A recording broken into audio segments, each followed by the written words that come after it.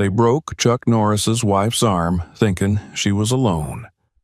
5 minutes later, he was on the doorstep. Subscribe and comment where you're watching from. The morning air in the Texas countryside still held the faint chill of dawn, lingering in the shadows that clung stubbornly to the porch columns of the Norris homestead. Dew sparkled on the grass like frost under a rising sun, and the only sounds were the occasional bird call and the rhythmic breath of wind slipping through the trees. Inside the house, nestled among cedar groves and dusty gravel roads, Gina O'Kelly moved through the kitchen with habitual ease, the quiet confidence of a woman used to solitude but never truly alone. Her husband, Chuck Norris, had left early for a veterans event a few counties over. It was a regular gathering, a ritual of memory and respect he never missed. Gina had kissed him on the cheek, teased him about not punching any bureaucrats during the flag ceremony, and watched from the porch as his truck disappeared in a trail of gravel and sun haze. She didn't worry. She never did. Not about Chuck. The man was a fortress in denim and boots. She poured herself a second cup of coffee and wandered outside to the porch swing, the familiar creak of the chains comforting as she eased into the cushion. Rex, their German shepherd, lay nearby with his head on his paws, eyes alert but relaxed. It was a peaceful morning, almost too quiet, the kind that hummed with the illusion of permanence. She had just begun reading a letter from her sister when Rex's ears twitched. Then, without warning, he stood up, a low growl rolling from his throat. Gina lowered the letter slowly and followed his gaze toward the end of the long driveway. A car was approaching, moving faster than anyone ever should on gravel. Dust bloomed behind it, obscuring its shape until it pulled into view. It was a faded blue Crown Victoria, the kind of vehicle long retired from police fleets. No official markings, no plates. Just a dented body and a crooked antenna trembling with each bump in the road. A single yellow light flickered on its roof, flicking like a weak imitation of authority. Gina stood slowly, heart already beginning to beat a fraction faster. She placed a hand on Rex's collar, holding him back. 3 men emerged from the car. They wore dark uniforms, but none matched. One had a badge sewn crookedly onto his chest. Another wore mirrored sunglasses and a belt too big for his waist. The third, tall and lean, had a crudely taped baton in one hand. No name tags, no agency patches, no insignias. Just the vague, unsettling mimicry of law enforcement. Gina stepped forward, calm but wary. "Can I help you?" she asked, keeping her voice even. "You're Gina O'Kelly?" the tall one asked, scanning a clipboard with feigned authority. "Yes. Who are you?" "We're with the HOA Enforcement Division, responding to multiple violations." He tapped the baton against his leg. "Noise complaints, unauthorized structures, security concerns." Gina's brow furrowed. "This is private land. We're not under an HOA, and you're not law enforcement." The man took a step closer, his smile tight and wrong. "You're obstructing a compliance inspection. That's a finable offense." Behind him, one of the others moved toward the porch, eyes sweeping the surroundings like a predator marking territory. Rex snarled, and the man instinctively reached for his belt, where a gun should have been, but wasn't. Gina tightened her grip on the dog. "You need to leave." The tall man didn't flinch. Instead, he closed the distance between them in 3 long strides and reached out, not fast but with confidence, as though he were used to getting what he wanted. He grabbed for her phone, which she had instinctively raised. She twisted away, but he was stronger, and with one brutal motion he tore it from her hand and flung it into the yard. She gasped and stepped back. "Get inside," he barked. "Now!" Rex lunged, but Gina held him firm, her knuckles white around his collar. The man with the baton wasn't done. He moved quickly, Too quickly. He grabbed Gina's wrist, twisted, and shoved her down onto the porch. A sickening crack split the air as her arm bent the wrong way, her body collapsing with a cry that was equal parts pain and disbelief. The world spun. The breath was knocked from her lungs. She tried to curl around her injury, but the man yanked her up again, this time snapping a zip tie around her uninjured wrist, then the broken one.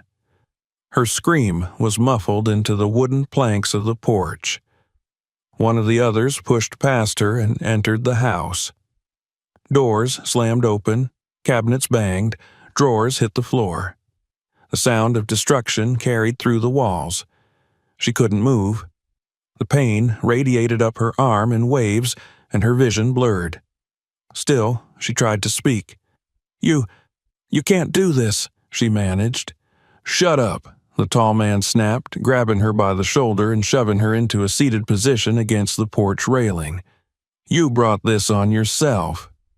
She heard them laugh, actual laughter, as they kicked through the home Chuck had built with his own hands. The photo frames were tossed aside, boots stomped over rugs and gifts from friends. Somewhere, a vase shattered. Rex barked again, straining against the leash in her hand. He hadn't stopped growling since they arrived. Every hair on his back was raised, his body trembling with a barely contained violence. She thought of Chuck, thought of how he'd know something was wrong. And then she remembered the panic button inside the frame of the porch light. A redundant system Chuck had installed years ago, just in case, that sent a silent alert to his phone if pressed. She looked toward it. The man followed her gaze. "What's that?" he asked, stepping closer. She didn't answer. She couldn't. The pain had her breathless. Her hand twitched toward the beam.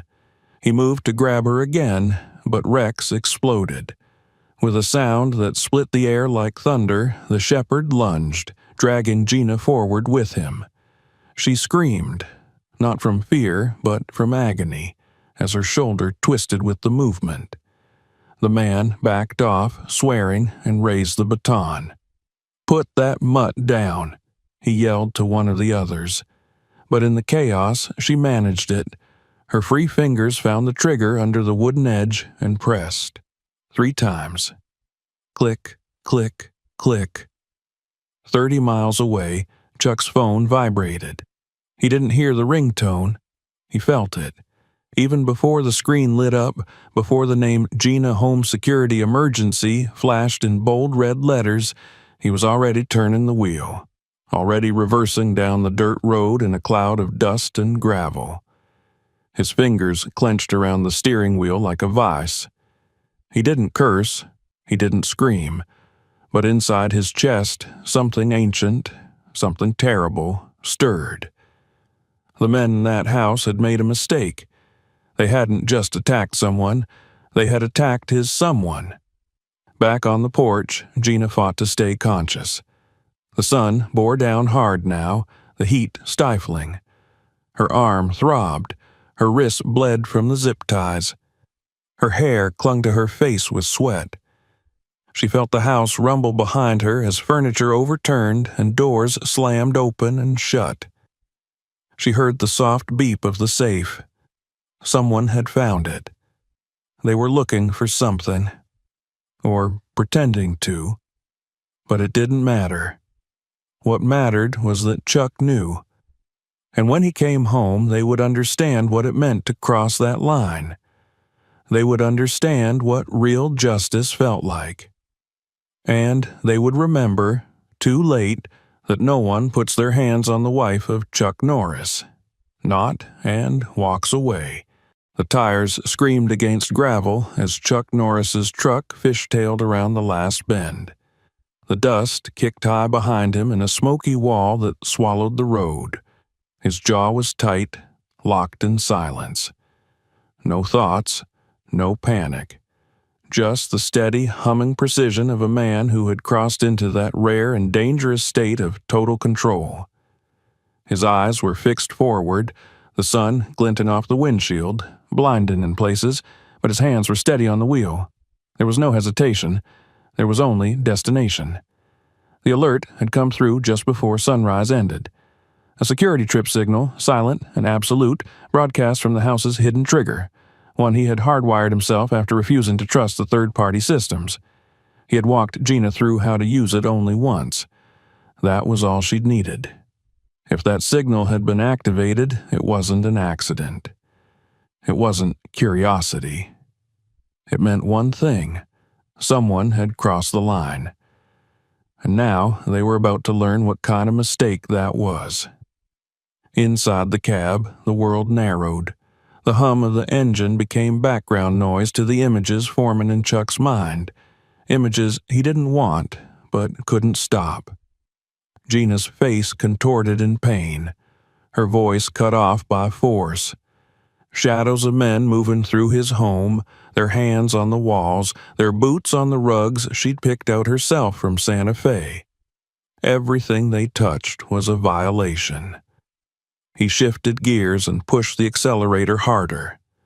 The truck responded with a guttural growl and leapt forward, eating up the distance. His other hand drifted briefly to the glove compartment, brushing over the black polymer grip of his Glock 17, as familiar to him as his own breath. He didn't need to look. He knew its weight, its balance. It wasn't anger that filled him. It was memory. Years of training, years of discipline. He wasn't going in wild. He was going in precise. He reached the turnoff for the private drive and killed the headlights. The sun was high enough now that the road shimmered ahead in heat waves, but he didn't want to give them any warning. If they were still there, and they were still there, he needed every edge. The old oak trees along the border of the property threw long shadows across the gravel. He cut the engine halfway up the path, stepped out silently, and closed the truck door with barely a click. The air smelled wrong. Too much oil, rubber, sweat, the faint metallic tang of tension. Even the birds had gone quiet. He moved quickly, but with calculated quiet, using the tree line as cover. The house came into view in pieces. The garage, the porch swing, the open door hanging crookedly on one hinge. A shattered vase glistened in the sunlight like broken ice. Rex's bark echoed once, short, sharp, urgent. He was still alive. That meant Gina was too. Chuck's pace slowed as he approached the porch. Every step deliberate, heel to toe. There were footprints in the dust, boot tracks he didn't recognize, scuff marks. A trail that led from the porch to the gravel, then doubled back inside. He stopped just before the steps.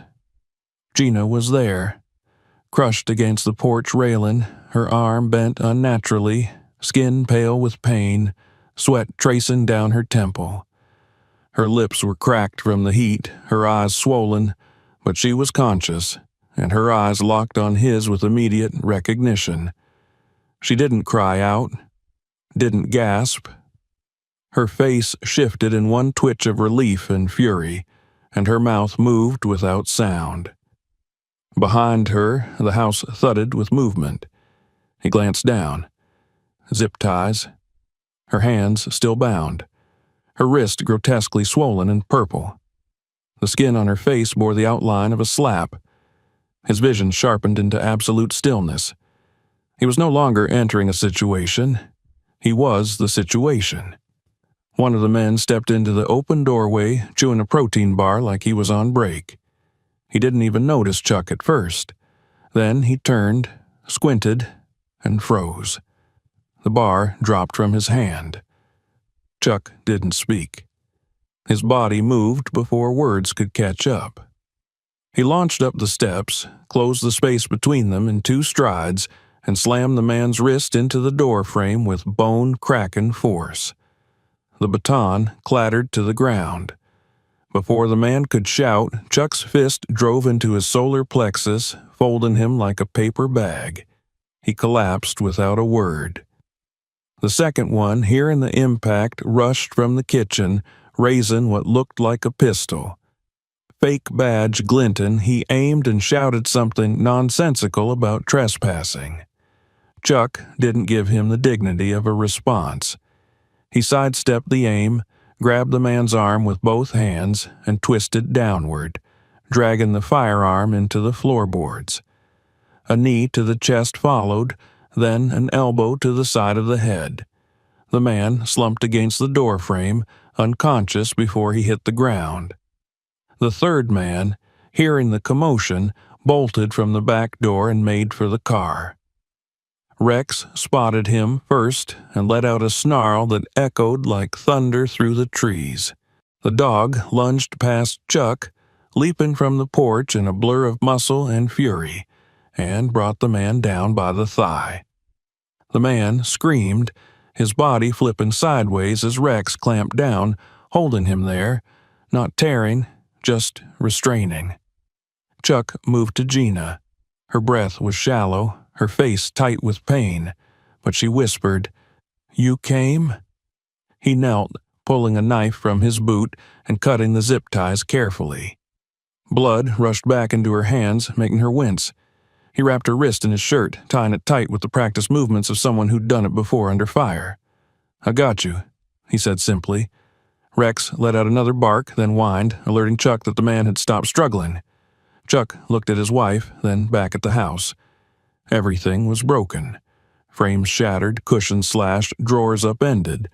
Their private life, their history, violated. But they were alive. He helped her to her feet, slow and careful, and led her inside. The weight of what had just happened hadn't hit her yet. The pain dominated, the fear lingered beneath. But he knew the aftermath was coming. He needed to be ready. He called it in.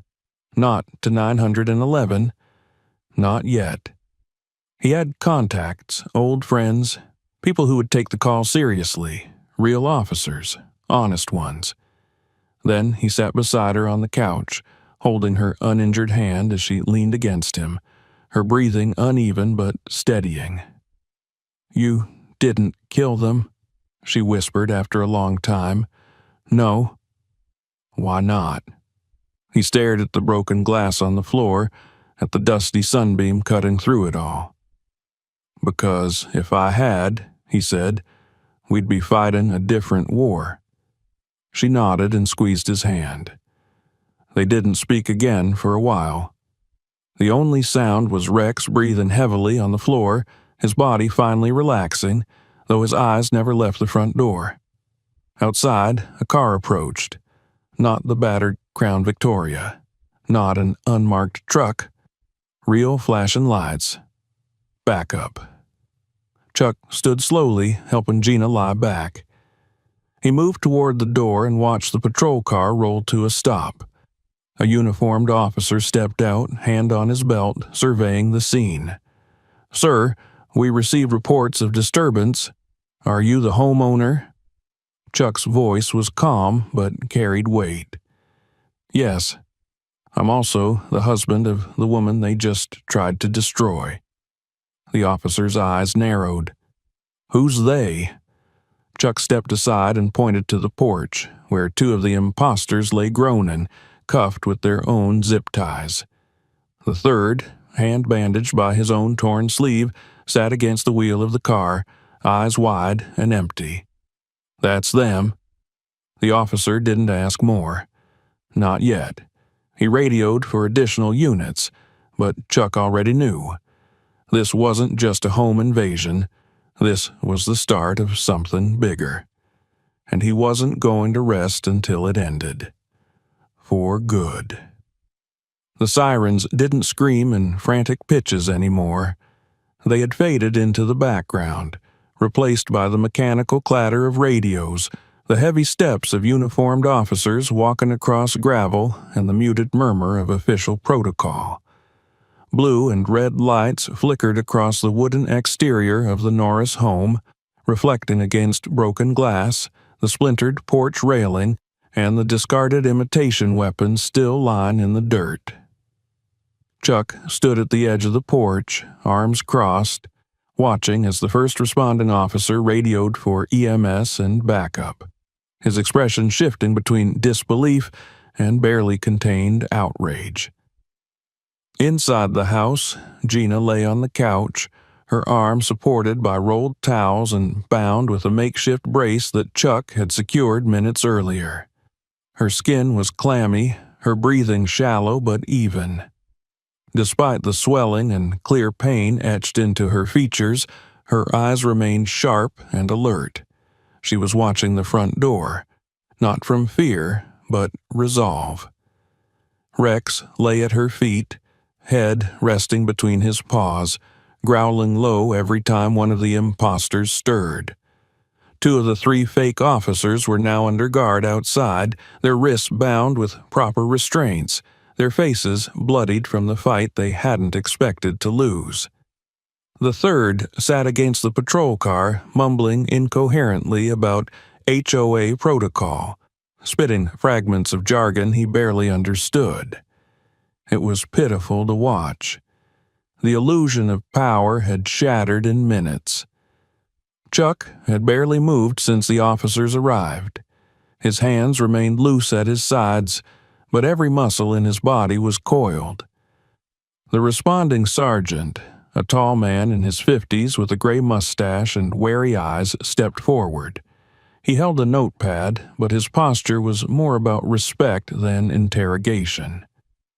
"Mr. Norris," he said quietly, nodding once. "We've confirmed your identity. Your wife's too. We're working to identify the suspects." Chuck didn't nod. He didn't blink. "You'll find they're not affiliated with any law enforcement body. Not locally, not federally. They're actors in a uniform they made themselves." The sergeant cleared his throat. "One of my guys found a printed badge in the back of their car. Laminated, misspelled half the words." "Sounds about right," Chuck said, his voice flat. "We're pulling prints now. One of them might have priors in New Mexico. Another one's face flagged on a database for a property scam in Oklahoma." The officer hesitated. "I need your account of what happened." Chuck's eyes flicked toward the doorway where Gina lay. "Not while she's here. She's been through enough." "We can do it outside," the sergeant offered. Chuck stepped down from the porch and followed him a few feet away, out of Gina's earshot. The morning sun was high now, baking the earth beneath their boots. The heat rose in waves from the gravel, curling upward into the stillness. He recounted everything. The call, the silent alarm, what he saw when he arrived, the position of the men, their behavior, the state of his wife, the injuries, the confrontation. His voice didn't rise. He didn't dramatize. But the truth of it landed harder than any theatrical retelling ever could. The officer scribbled notes, asked for clarification once or twice, then stopped writing entirely and just listened. By the time Chuck finished, 2 more cruisers had arrived. Paramedics were now tending to Gina inside, confirming the fracture in her wrist and shoulder. She refused the stretcher, said she wasn't leaving her house until she knew it was secure. Chuck respected that. So did the sergeant. The 3 imposters were loaded into separate units.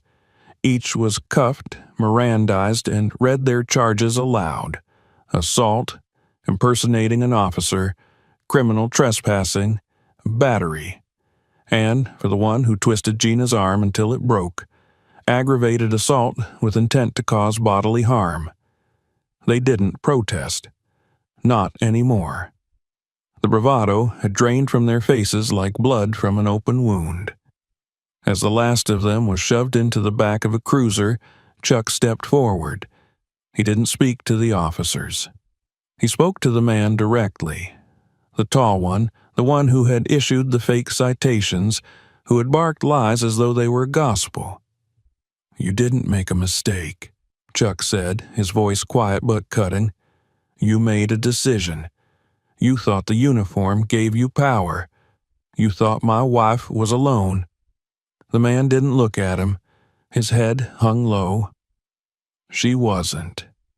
Chuck turned away before the car door slammed shut. By late afternoon, most of the official presence had cleared. A single patrol car remained posted at the end of the driveway. The scene had been photographed, statements taken, and evidence bagged. Broken pieces of Gina's phone, the shattered camera from the porch, even the dog's bloody teeth marks on one of the fake officer's pant legs, every detail now part of an expanding case file. Chuck sat beside Gina, who had been rebandaged and given something for the pain. She was more alert now, less pale. Her eyes were fixed on the news report playing silently on the television. The headline read, "Wife of Chuck Norris attacked by armed imposters posing as law enforcement." The story was already national. Chuck muted the TV and faced her. "They're not coming back," he said. "I know. They'll be prosecuted." She gave a small nod. "And when the trial comes, I'll be there, every day." She looked at him then, and for the first time since the morning began, she smiled. It wasn't wide or easy, but it was real. "They picked the wrong porch," she whispered. Outside, the wind had picked up. It rattled the leaves in the trees, sent small clouds of dust skittering across the drive. The house, though bruised and battered, still stood strong. The walls held their warmth. The doors, though unhinged, would be repaired, but something fundamental had changed. Chuck could feel it in the stillness. This hadn't been a random act. It had been targeted, organized. These men weren't drunk drifters or petty thieves. They had names, records, histories, motives, and someone had sent them. That was what Chuck couldn't shake. That was what would keep him awake long after Gina fell asleep beside him. This wasn't the end of the fight. It was the beginning. He stood once more, walked to the back of the house, where the sunlight had begun to stretch long across the grass. He pulled out his phone, not the modern smartphone he carried, but an old encrypted device he kept in a lockbox. One number lived on that phone, a contact he hadn't called in years. He pressed the button and held it to his ear. After 2 rings, a gravelly voice answered. "Who is this?"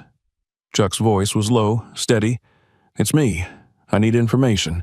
3 men, fake uniforms, came after my wife." Silence. Then the voice answered, colder than before. "Give me 48 hours." Chuck hung up. He looked at the horizon. The sky had begun to deepen into amber and gray. He wasn't just going to wait for justice. He was going to finish what had started on that porch. And whoever had sent those men would learn, one way or another, that Chuck Norris didn't wait for the law to catch up. He was the line, and they had already crossed it. The morning after the confrontation brought with it a heavy stillness.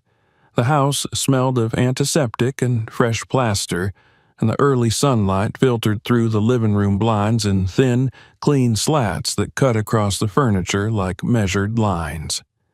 The chaos of the day before had been pushed back into order as best it could. Broken glass swept away, splintered chairs replaced, the front door now replaced by a temporary steel frame Chuck had installed himself before midnight. The only thing he hadn't touched was the spot on the porch where Gina had fallen.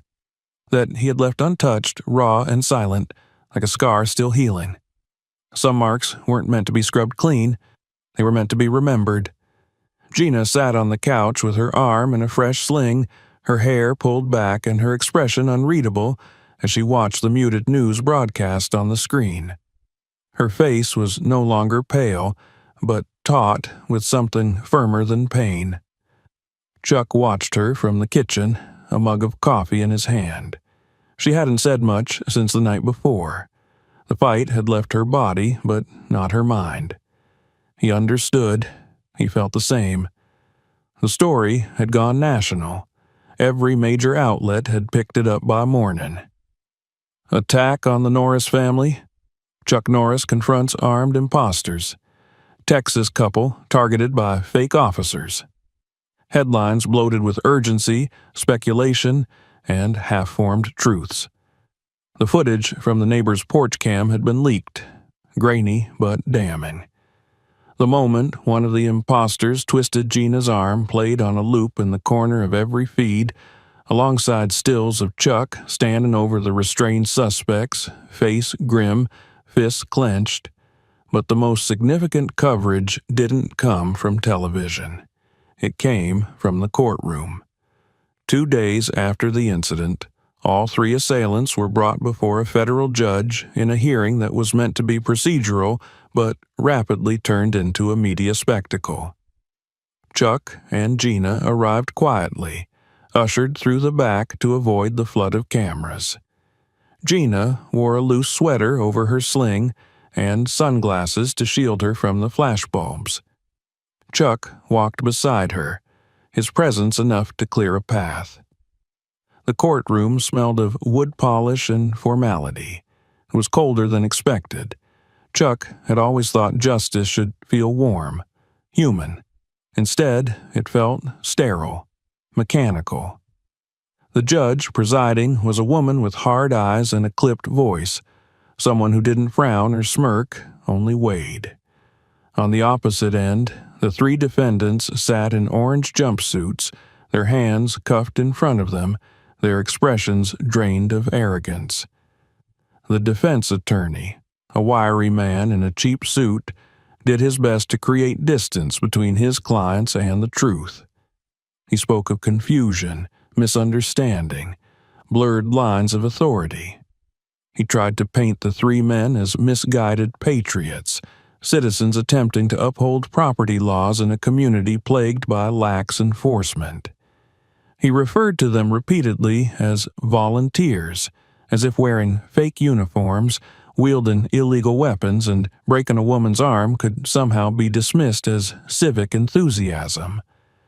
Chuck listened in silence, his jaw tightening with each word. He could feel Gina next to him, her fingers curling tighter in her lap.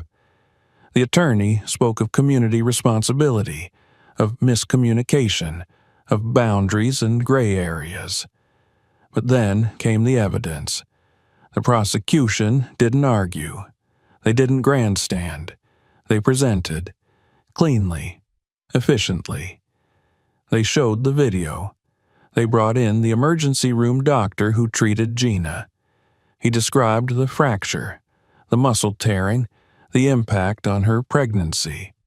They introduced the laminated badges found in the suspect's car, complete with misspellings and fake department seals. They showed text messages exchanged between the defendants, messages that joked about making an example of someone. They showed maps of Chuck's property annotated with plans.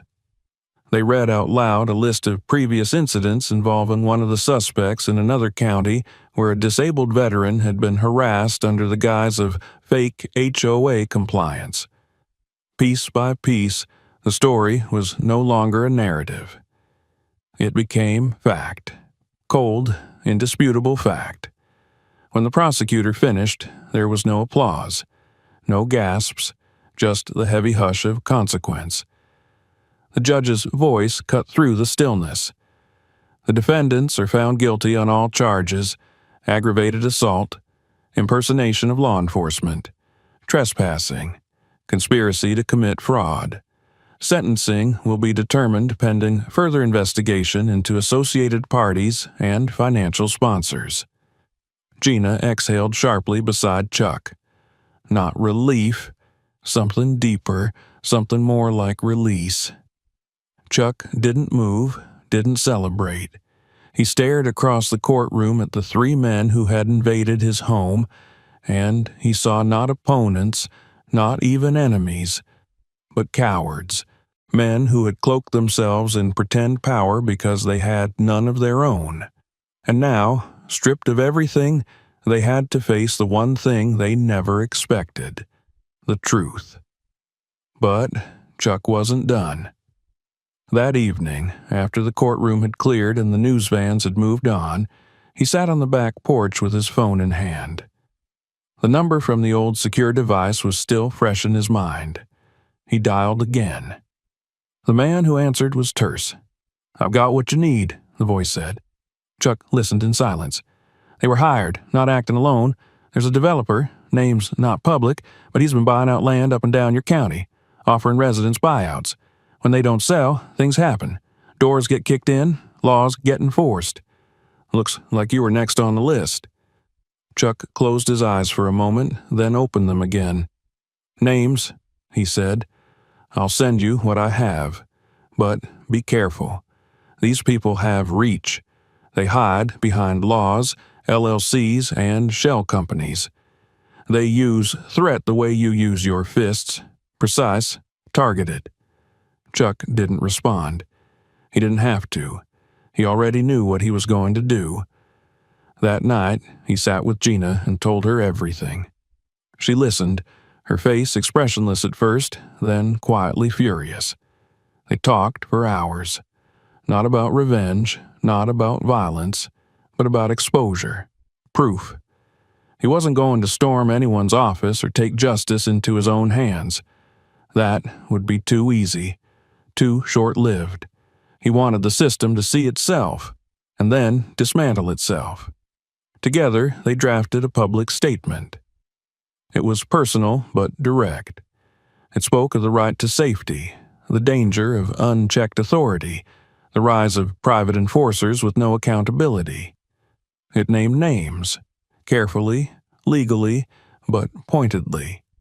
They released it through a network of allies, veterans groups, law enforcement forums, legal advocates.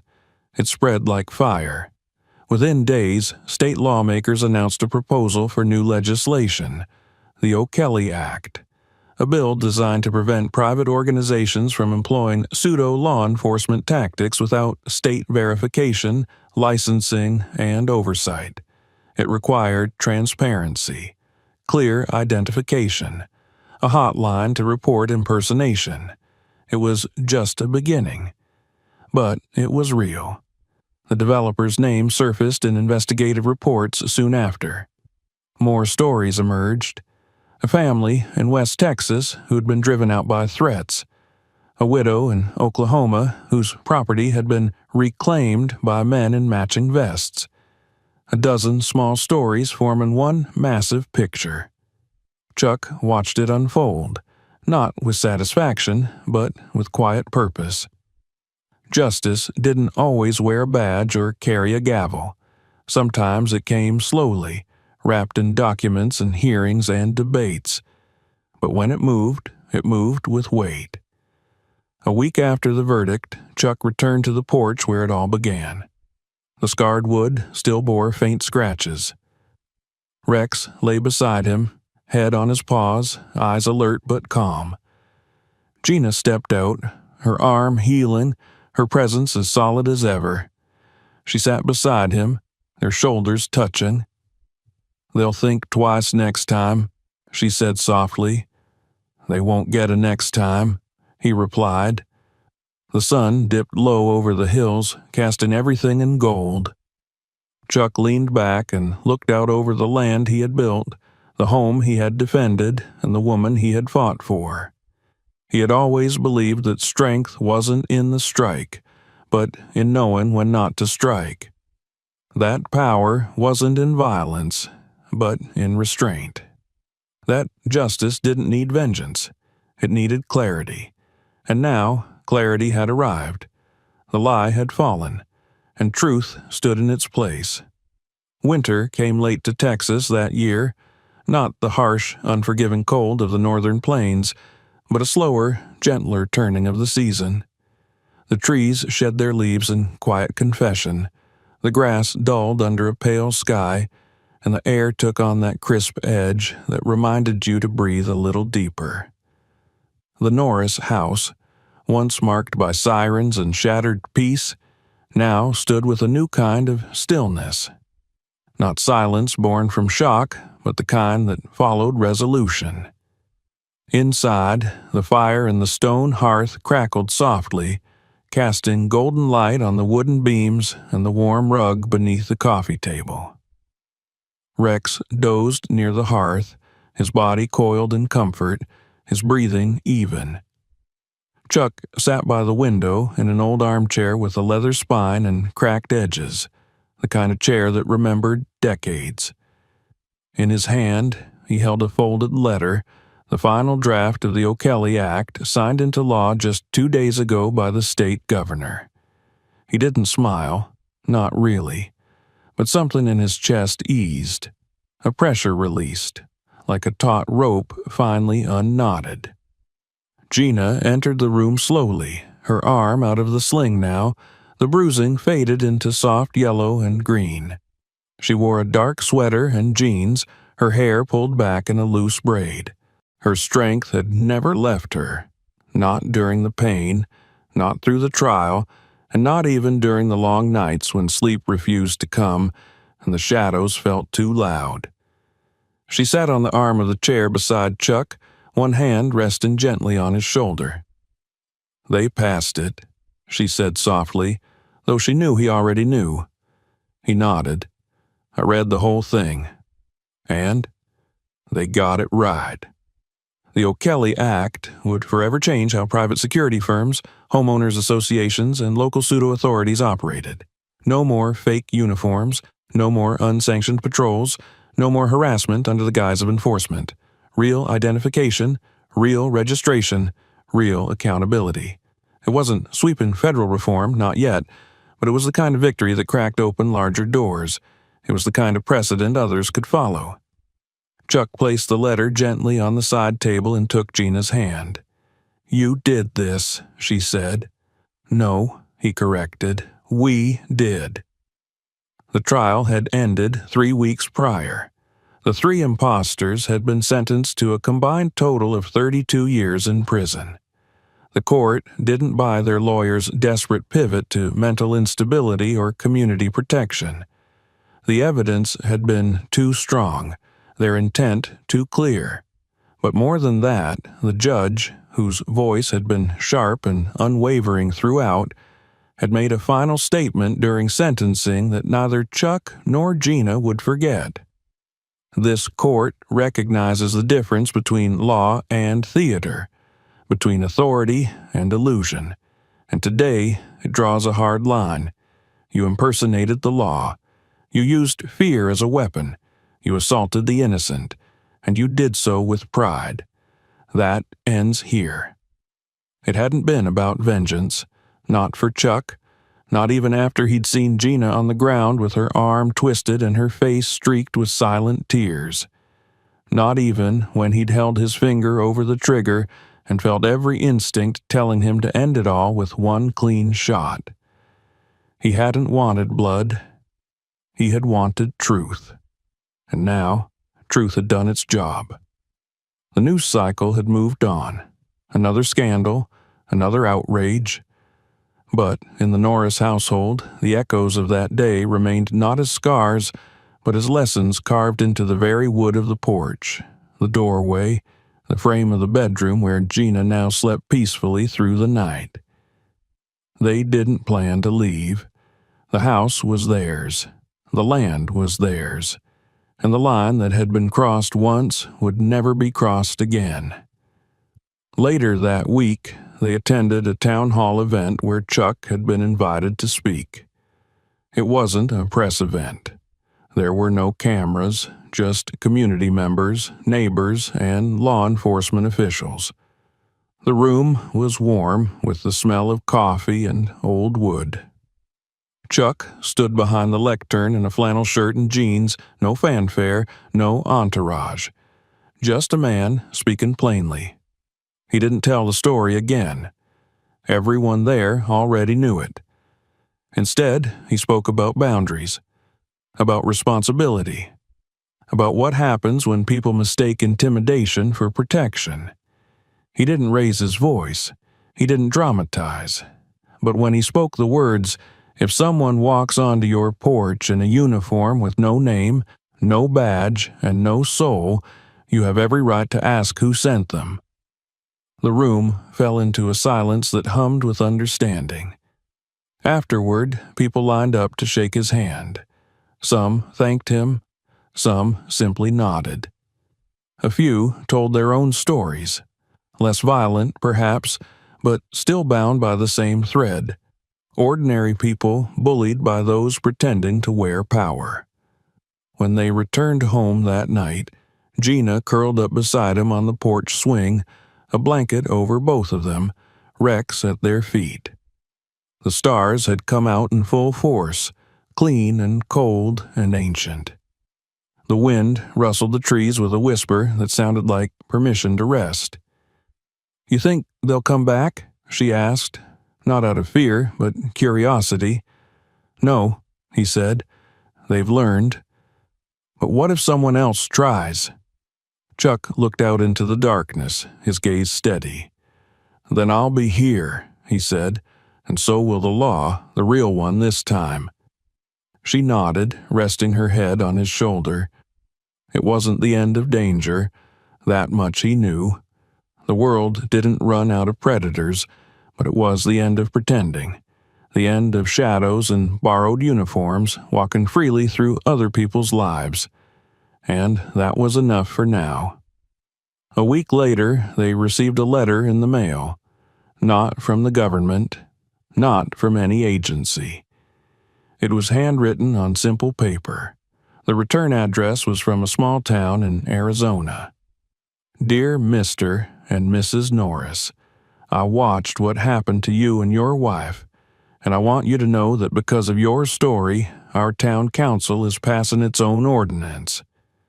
We're no longer allowing private security to operate without full state registration. My daughter was harassed by someone last year pretending to be HOA. At the time, we didn't think we could fight it, but now we do. You stood up, so now we're standing too. Thank you. Sincerely, Catherine Reed." Chuck folded the letter and placed it on the mantel. He didn't say anything to Gina. He didn't have to. The world had changed. Not all at once, not loudly, but one line at a time. And in the quiet of their home, in the strength of their unity, in the calm after the fire, they had drawn the most important line of all. The one that would not be crossed again. Because someone had finally said enough, and meant it. If you enjoyed this story, make sure to subscribe for more. Check out the next video and other powerful stories on the channel, and don't forget to share this one with someone who needs to see it.